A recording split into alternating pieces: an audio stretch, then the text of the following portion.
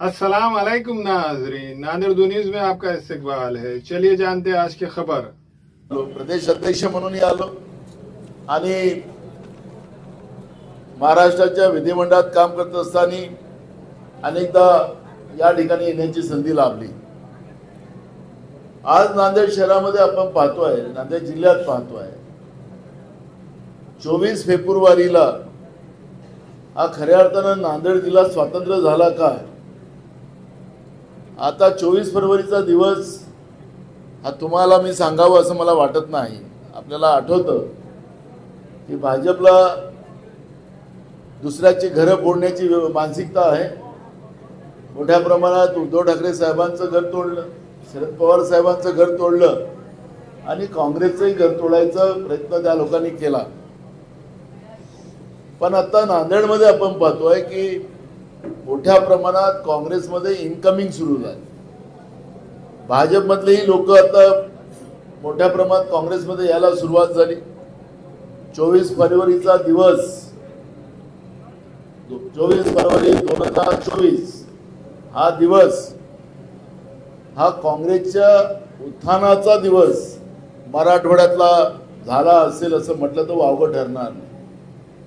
ज्या 3 लोकसभेच्या निवडणुका काँग्रेस पक्ष मराठवाड्यात लढला त्या 3च्या 3ही 100% निकाल हा काँग्रेसच्या बाजूने आला। ज्या मराठवाड्यामध्ये काँग्रेस लोकसभेमध्ये शून्य झाली होती त्या मराठवाड्यामध्ये काँग्रेस 100% निकालामध्ये पुढे आली। म्हणजे जो लॅकुना होता तो भाजपने घेऊन गेला, म्हणून भाजपचाही धन्यवाद मानावा लागेल। आणि जे होतं चांगल्यासाठी होतं। आणि आज आपण पाहतोय की पूर्ण शहरातही मी अनेक कार्यक्रमात आलो। परवा राहुलजींचाही सुद्धा पदयात्रा या शहरातून गेली। जेवढं स्वागताचे बॅनर मोनोपल्लीच्या खातीर लावले गेले नव्हते, आज पूर्ण शहर सजवलं काँग्रेसची अशा पद्धतीची व्यवस्था आपण पाहतो। त्याच्यामुळे मी तुम्हाला एवढाच विश्वास देतो की मराठवाड्याच्या विकासाचा जो पाया शंकरराव चव्हाण साहेबांपासून तर विलासराव देशमुख साहेबांपर्यंत जो रोवला गेलेला होता त्याला पुनर्स्थापित करण्याचं आणि त्याच पद्धतीनं मराठवाड्यामध्ये सामाजिक एकात्मता, सांस्कृतिक एकात्मता हे निर्माण करण्याचा संकल्प आज नांदेडमध्ये काँग्रेस पक्षाच्या वतीने मी जाहीर करतो। आणि मराठवाड्याची जनता काँग्रेस आणि महाविकास आघाडीच्या सोबत या विधानसभेतही राहील असा विश्वास आमचा आहे।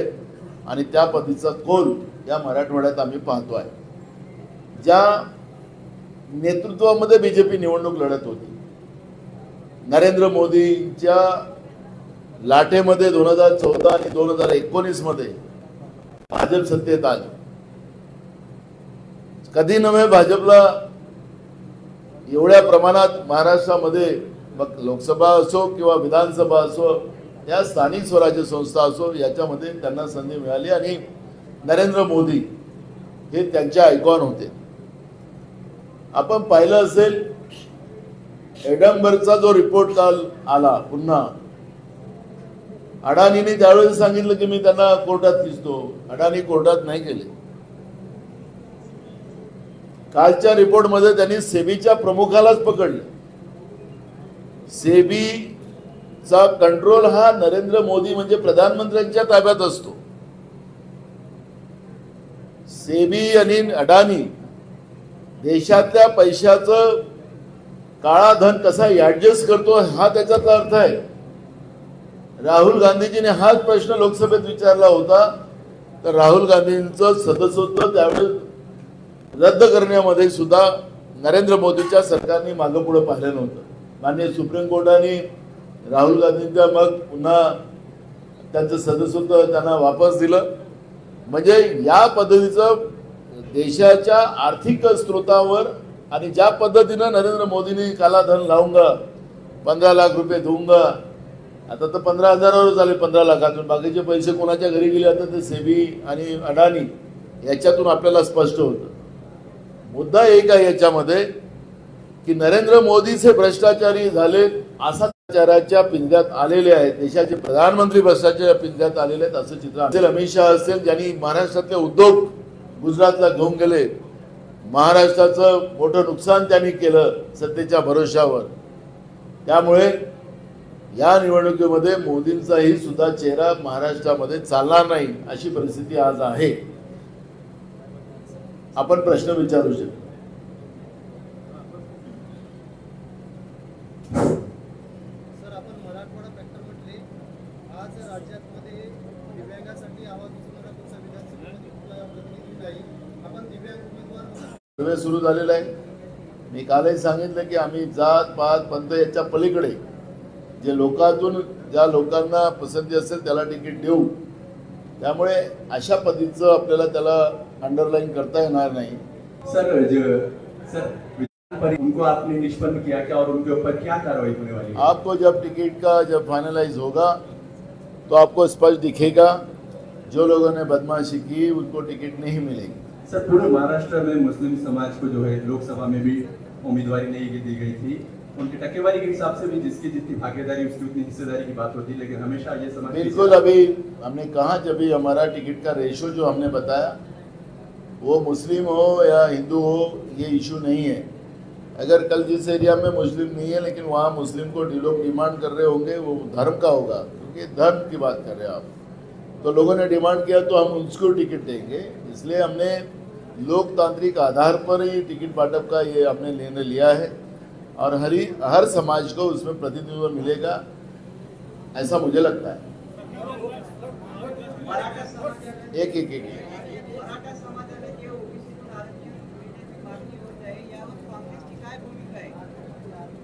सरकार मायबाप ज्यांनी गुलाल उधळलं, कशासाठी गुलाल उधळलं, कशासाठी काय झालं ते तर एकदा सरकार मायबापला तर विचारा कुठल्या आधारावर गुलाल उधळलं त्यांनी. आणि ज्या पद्धतीनं ऐका ना, ज्या पद्धतीनं अर्ध मंत्रिमंडळ हाके साहेबांबरोबर आणि अर्ध मंत्रिमंडळ जरांगे साहेबांबरोबर या सरकारमध्ये 217 पाचवी बहुमत त्यांच्याजवळ आहे. त्याच्यामध्ये त्यांना निर्णय घ्यायचा आहे. याच फडणवीसांनी 2014 मध्ये सांगितलं होतं माझं सरकार केंद्रात आणि राज्यात आलं तर आम्ही तुम्हाला मराठा, धनगर, गोवारी या सगळ्यांना आरक्षण देऊ. 10 वर्ष सरकार आहे, तुम्ही का आरक्षण दिलं याचाही प्रश्न विचारला पाहिजे ना. आमचं सरकारला मी एवढाच विश्वास देतो, आमचे नेते राहुल गांधीजींनी तो मार्ग काढलेला आहे. त्या मार्गामध्ये ज्या मागास जाती आहेत, मग कुठलाही असतो, मी आयडेंटिफाय आपण करता त्याप्रमाणे मी नाही करणार, त्या सगळ्या जातीला आरक्षणाच्या व्यवस्थेमध्ये आणण्याचा संकल्प आमचा आहे. 50% मर्यादा काढून त्या ठिकाणी सगळ्यांना न्याय देण्याची भूमिका आमची आहे. पण केंद्रातलं नरेंद्र मोदी सरकार हे जनगणनेचा विरोध करताय, याचा अर्थच त्या आरक्षणाचा विरोध करताय. तुम्ही एका समाजाचं गोष्ट कळवायचं ते महत्त्वाचं आहे. आणि म्हणून मी तुम्हाला या ठिकाणी एवढंच सांगतो की हा जो तुम्ही प्रश्न उपस्थित केला या प्रश्नाला काँग्रेस पक्ष, राहुल गांधीजींनी जो विचार मांडलेला आहे त्याच्यातून न्याय देण्याची भूमिका ही काँग्रेस पक्षाची राहील, महाविकास आघाडीची राहील, एवढंच आपल्याला स्पष्ट करू.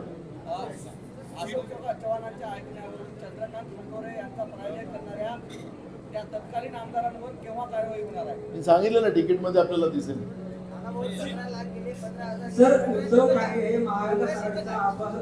एक मिनिट यांचं काय, हा मी तुम्हाला सांगतो की काँग्रेसने जो लोकसभेमध्ये ज्या 5 गॅरंटी आणि 25 मुद्दे दिलेले होते ते आपण वाचला असेल तर नसेल तर ते मी आपल्याला पाठवून देतो, वसंतराव साहेबांकडे आहे. त्याच्यामध्ये ही सगळी मुद्दे काँग्रेस पक्षाने मांडलेली होती. तरुणांसाठी होतं, बेरोजगारांसाठी इश्यू होता, महिलांसाठी होता, शेतकऱ्यांसाठी होता. आमची नक्कल ते निवडणुकीच्या तोंडावर करायला निघाले. काँग्रेस पक्षाने कर्नाटक असेल, बाजूच्या तेलंगणामध्ये असेल, आम्ही सांगितलं की आमचं सरकार आलं तर सरसकट शेतकऱ्यांचं कर्ज माफ करू. तुम्हाला बाजूलाच तेलंगणा आहे, तिथं आम्ही शेतकऱ्यांचं कर्ज माफ केलेलं आहे. तुम्ही विचारू शकता, मी काही खोटं सांगणार नाही. दुसरा महत्त्वाचा प्रश्न, महिला इथं आपण लाडली बहीण केली, कारण की लाडली बहिणींसोबत भांडण करायचं, आपल्या बायकोला उभं करायचं असं तर राजकारण महाराष्ट्रात लोकसभेत पाहिलंच आपण. ठीक आहे, आता ते हरलेत त्याच्यामुळे आता लाडकी बहीण त्यांना लक्षात येतो, त्यांचा प्रश्न आहे. पण माझा मुद्दा याच्यात आहे की आमची जी महालक्ष्मी योजना आहे ती याच्यापेक्षा जास्त पैसे देते, तरुणांना पण पैसे देते. त्यामुळे काँग्रेस पक्ष महाविकास आघाडी महाराष्ट्रात आल्यानंतर ही योजना आम्ही कंटिन्यू करू आणि याला पैसे जास्त देऊ. एक, यांना हे निवडणुकीसाठी हे लोकांनी ही योजना चालवतात आहे ते काल अजित पवारांच्या भाषणामधून आपल्याला स्पष्ट झालेलं आहे की बटन दाबा नाही तर योजना बंद करू. म्हणजे योजना यांची कशासाठी चाललेली आहे ते अजित पवारांनी काल स्पष्ट केलेलं आहे. त्यामुळे आता ते काय लपलेलं नाही आहे. त्याच्यामुळे यांची लाडली बहीण नाही, यांची लाडली बहीण फक्त मतासाठी आहे. नंतर महाराष्ट्रामध्ये मोठ्या प्रमाणात महिला मुली गायब झाल्या, त्या कुठे आहेत त्याला सरकारला त्या लाडल्या बहीणची चिंता नाही. पोलीस भरती चाललेली आहे, त्या पोलीस भरतीमध्ये त्या माझ्या लहान लहान मुली भगिनी तिथं काम त्या पोलीस भरतीमध्ये या पावसामध्ये जातात, त्यांना राहायची व्यवस्था नाही. आम्ही सांगितलं होतं की पावसाळ्यात नको करा, पण यांना आमच्या त्या लहान मुलींना त्या आमच्या भगिनींना त्या बहिणींना त्रास देण्याचं काम करताना एकीकडे लाडली बहिणीच्या नावाने मत मागतात आहे. त्यामुळे हे थोतांड जी व्यवस्था मतदानासाठी जी त्यांनी उभी केलेली आहे त्याच्यावर आम्हाला फार काही चर्चा करावी असं मला वाटत नाही. लोकसभा निवडणुकीत काँग्रेसचा स्ट्राईक रेट जास्त होता, शिवसेना उभाटापेक्षा. पण आता मोठा भाऊ कोण आहे? आता विधानसभा निवडणुकीच्या तिकीट वाटपात आम्ही सातत्यानं सांगतोय की अजून महाविकास आघाडीच्या जागा वाटपाची मिटिंग सुरू झालेली नाही. जागा वाटपाची मिटिंग 16 तारखेला आमची एक सामूहिक मिटिंग तिन्ही पक्षाची मिटिंग म्हणजे एक प्रोग्राम आहे. त्याच्यामध्ये एक सभा होणार आहे मुंबईला. ते आम्ही सभा होईल आणि सभेच्या नंतर डेट आम्ही फिक्स करू आणि त्याच्यामध्ये महाविकास आघाडीच्या विधानसभेच्या जागेचं वाटप त्या ठिकाणी सुरू होणार आहे. मला वाटतं की आम्ही जे काही फॉर्म्युले तयार केलेले आहेत तिघांनी विचार करून पहिली एक मिटिंग झालीच आता आमची मुंबईला. त्याच्यामध्ये सामोपचाराने जागा आमची त्या ठिकाणी फायनल होईल आणि मोठा भाऊ लहान भाऊ नाही. महाराष्ट्रातल्या भ्रष्टाचारी 50% 60% कमिशनचं जे सरकार महाराष्ट्रामध्ये आहे, महाराष्ट्राचा स्वाभिमान विकणारं गुजरातला विकणारं जे सरकार आहे या सरकारला पराभूत करणं हाच महाविकास आघाडीचा मुख्य उद्देश आहे आणि त्यासाठी आम्ही महाविकास आघाडी म्हणून काम करतोय. त्याच्यामुळे इथं लहान भाऊ आणि मोठा भाऊ कोणीच राहणार नाही. सर, इस बार नांदेड़ से किसी मुस्लिम उम्मीदवार को उम्मीदवारी देने की डिमांड हो रही है, तो मुस्लिम को उम्मीदवारी देंगे क्या इस बार? बिल्कुल, सर्वे में नाम आएगा तो बिल्कुल मिलेगी. गेल्या 4 वर्षांमध्ये राज्यामधील जवळपास 5 लाख महिला बेपत्ता आहेत. या संदर्भात राज्याच्या गृहमंत्र्यांना तुम्ही काय आवाहन करणार? मी विधानसभेतही त्यांना आवाहन केलेलं आहे. त्यांना आम्ही अनेकदा सांगितलं. ते म्हणतात की आमच्याजवळ नोंद आहे पण महिला कुठे आहेत मुली कुठे आहेत आमच्याजवळ माहिती नाही. राज्याचा गृहमंत्री विधानसभेत उत्तर देत असेल असं लाचार सरकार महाराष्ट्रामध्ये, मी एवढे वर्ष राजकारणामध्ये आणि काम करतोय, विधिमंडळात काम करतोय, एवढं लाचार सरकार महाराष्ट्रामध्ये आम्ही कधी पाहिलं नाही. 5 लाख मुली आणि महिला गायब आहेत महाराष्ट्रातल्या. त्यांच्याबद्दलची माहिती सरकारजवळ नसेल, त्या कुठं आहेत, जिवंत आहे की मेल्या आहेत, त्या विदेशात आहे की देशात आहेत, जमिनीत आहे की जमिनीच्या बाहेर आहे, हे सरकारजवळ माहिती नसेल तर हे लाचार सरकार आम्ही पाहतोय. गुजरातचं लाचार झालेलं सरकार हे जे महाराष्ट्रात आहे त्याचा हा परिणाम आहे. एक मिनिट,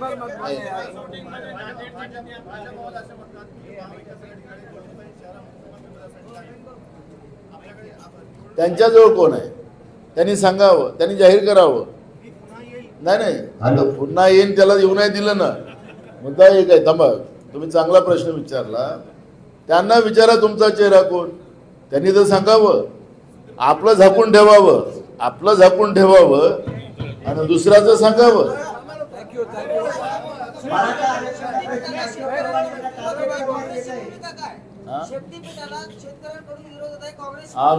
आमचे शाहू महाराज आणि आमचे खासदार कोल्हापूरचे त्यांनी या योजनेचा विरोध केला. शाहू महाराजांनी त्याचा तिथं मोठं आंदोलन केलं. नांदेडमधूनही सुद्धा आमच्या शेतकऱ्यांच्या जमिनी त्याच्यात चालल्यात. त्या सगळ्या या शक्ती मार्गाला, हे शक्ती नावाचं नाव ठेवतात, समृद्धी मार्ग ठेवला. तर समृद्धी कोणाची झाली? यांची. आणि समृद्धी यांची झाली आणि लोकांचं नुकसान झालं. तसं याचा शक्तिमार्ग. मी तुम्हाला सांगतो, आमचं सरकार आलं मी श्वेतपत्रिका जाहीर करणार आहे. या समृद्धी मार्गामध्ये जे जे लोकांनी भ्रष्टाचार केलेला आहे, तिथे जमिनी घेतलेल्या आहेत, त्याच्यावरचं श्वेतपत्रिका जाहीर करून त्यांनी ज्या शासनाच्या तिजोरीला लुटलेलं आहे त्यांच्यावर सगळ्यावर कारवाई करायची भूमिका आमची राहणार आहे. थँक्यू.